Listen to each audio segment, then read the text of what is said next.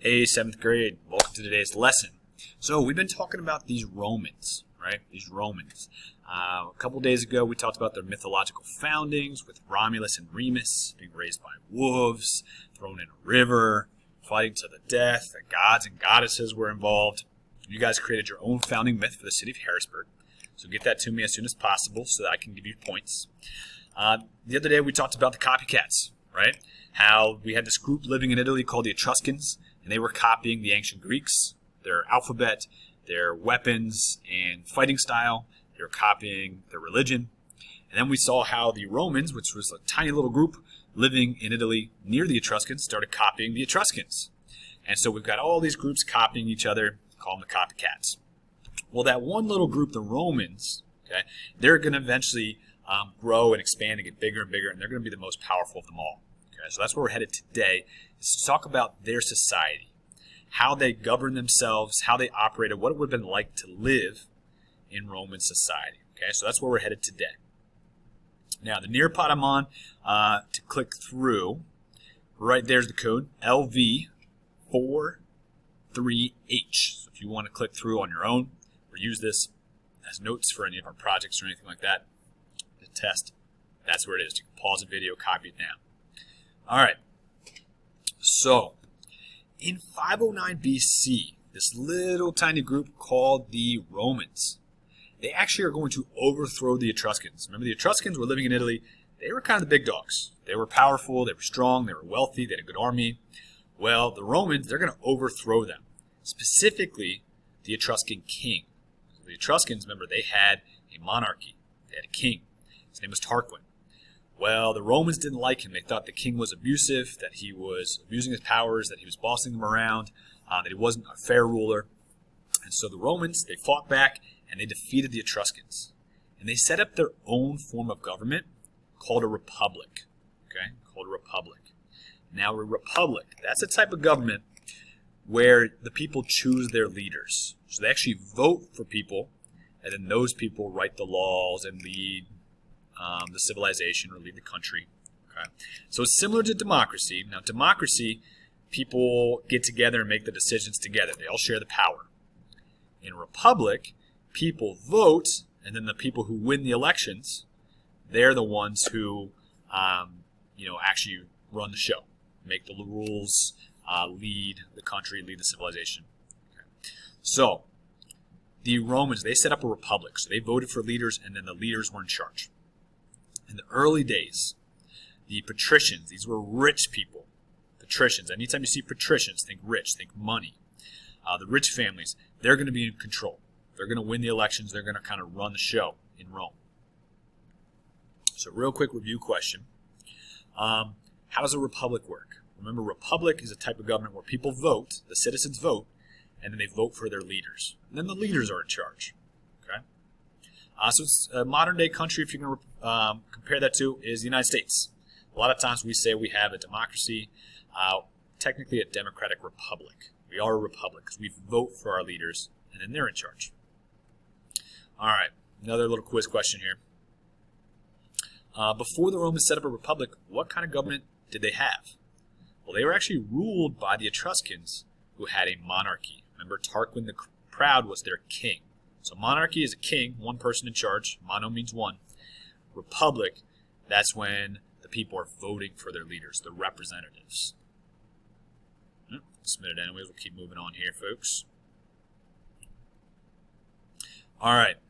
So, in the early days, the patricians, the rich people, okay, they were in charge. They held public office. They were the government leaders. They were also the religious leaders. They worked in the temples. Remember, the Romans, they're borrowing the Etruscans' religion, which really was the Greek religion. So really, the Romans and the Greeks, same religion, different names for the gods and goddesses. The plebeians, this is our other group of people. This is the poor people, okay, and there's people with no money, all right? They at first were not able to hold public office, so they couldn't have government jobs. They couldn't run for elections. They weren't allowed to be leaders. They also paid pretty heavy taxes early on, and the jobs that they typically had were they could be servants, they could work on farms, in the field, being farmers, or they could serve in the army. Plebeians and patricians, so poor people and rich people in early days in Rome, were not allowed to marry. Okay, so poor people and rich people would not get married in Rome. Just did not happen. And this really stinks for the plebeians, the poor people. But if they fell into debt and their family could not pay their bills, the plebeians could actually be sold into slavery to pay that bill, okay, to pay that debt. So life not super great for the plebeians. Life was super great for the patricians. All right, so in class we kind of talked about some of our Roman citizens here. You know, which ones are patricians, which ones are plebeians, how do we know? Well, we kind of talked about, maybe let's start with what they're wearing, right? This woman, when we zoomed in on class, she had some fancy earrings. She's working this updo, right? She's got a bright, beautiful dress. He's got a very clean robe, okay? So they look like they probably were patricians, probably government leaders from a wealthy family. They're probably rich, right? In the middle here, we've got our plebeians, right? We got this guy, looks like he's a slave, right? And we know that the plebeians could be sold as slaves if they couldn't pay their debts. We know a lot of the soldiers, some of the leaders in the army were patricians, but a lot of the soldiers, okay, they were plebeians. They were poor. So these guys in the middle, probably plebeians. These guys over here, they look like they've got maybe the shorter tunic for this guy. So he's probably got a real physical job, maybe a farmer, maybe a servant, okay, maybe working in some kind of manufacturing.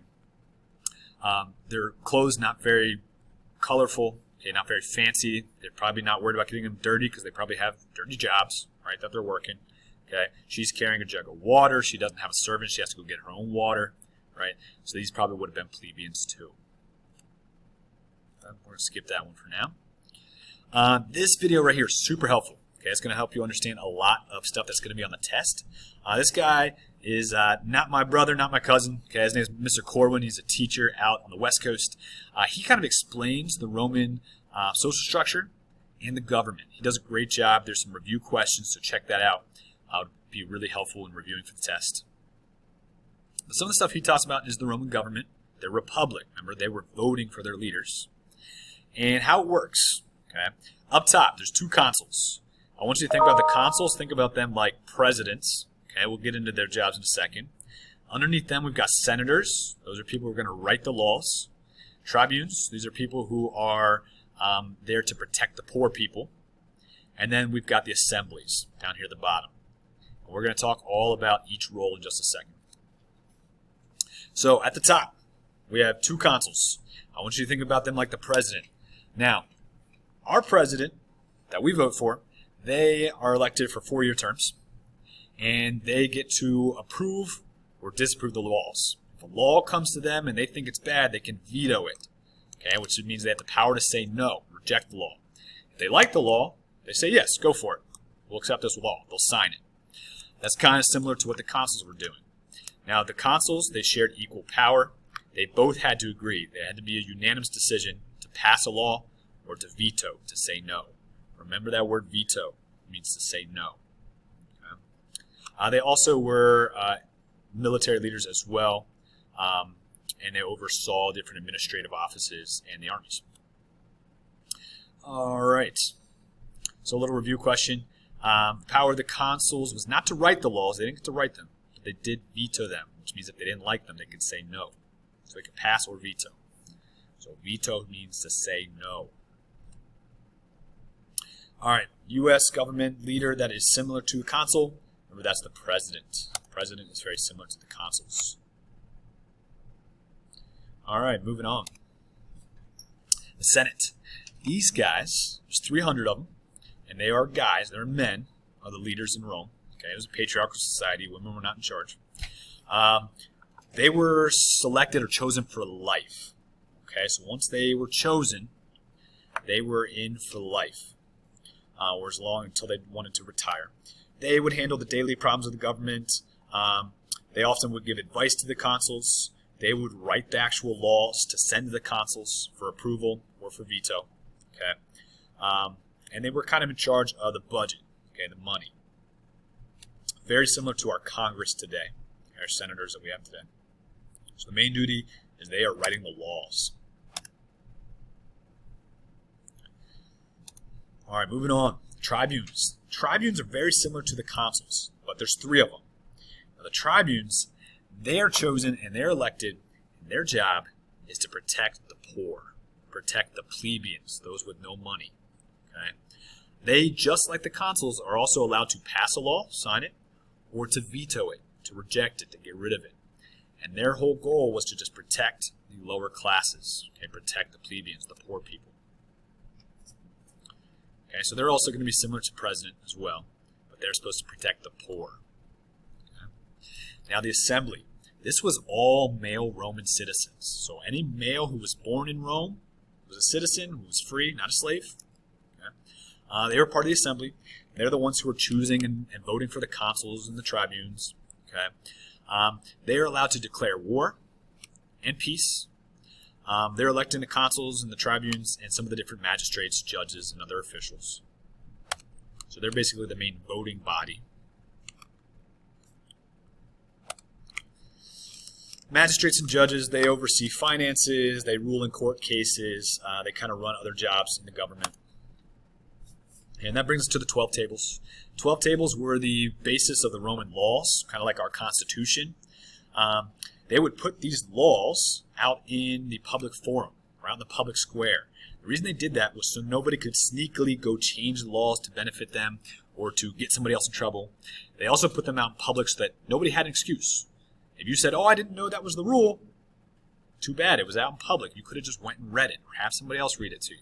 So it was everybody's responsibility to know them and obey them. That's why they put their laws right out in public where everybody can see them. It's the same reason why we put the laws or the rules of the school in the hallways and the classrooms. Okay? All right, so eventually they're going to make some reforms and some changes. They'll get rid of that rule where poor people could be sold into slavery. Okay, that'll be great for the plebeians. Okay. The tribunes will be added later. That'll be great for the poor people as well. Okay. All right, so that kind of takes us the whole way around. Remember, they started as a monarchy with the Etruscans. They had a king, King Tarquin. They overthrew him. The Romans got power, came in charge, and they set up a republic where they voted. This stuff's going to be super helpful on the test. If you are confused by it, come find me, and I will help you out. All right, thanks, folks.